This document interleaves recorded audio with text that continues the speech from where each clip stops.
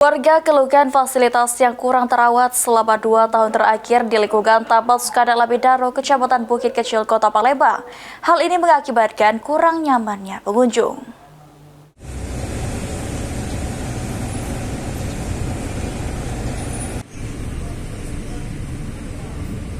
Seperti inilah kondisi Taman Sukana Labidaro, Palembang. Terlihat sejumlah fasilitas umum yang ada di taman tersebut mulai mengalami kerusakan dan seolah tidak terawat.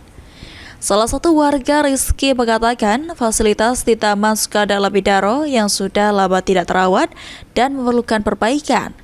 Hal tersebut lantaran banyaknya keluhan dari pengunjung yang datang ke Taman Sukana Labidaro. Apa Kak tanggapan Kakak terkait gasnet di Sukana ini?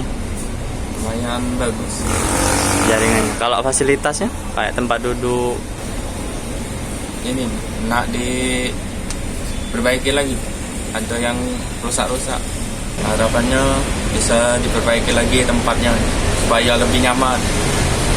Sementara itu, petugas kebersihan Indrawati mengaku selama 2 tahun pada awal bekerja, fasilitas Taman Sukana Labidaro sudah tidak terawat.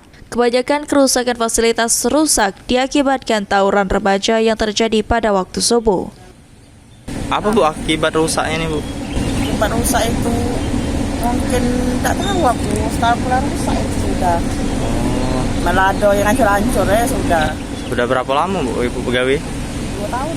Berarti sudah 2 tahun rusak ini Bu ya? Tapi kemarin tuh belum parahnya nih ya. Tapi lado sudah rusak-rusak. Akibat lain ada Bu? Akibatnya apa yang dia pecah-pecah kayak itu Bu? Ya tawuran. Tawuran Bu? Pasangan tahu galak budak-budak nongkrong kan kemarin tuh. So, ini pas galak budak-budak kan duduk sini dulu kumpul. Nah ini galak ada bulu-bulu panjang kan. Nah bulu-bulu panjang dari situ kan dari jalan itu juga. Nah ini tuh rusak galak. Warga berharap agar Taman Sukana dapat diperbaiki dan bisa dimanfaatkan warga sebagai tempat istirahat yang nyaman.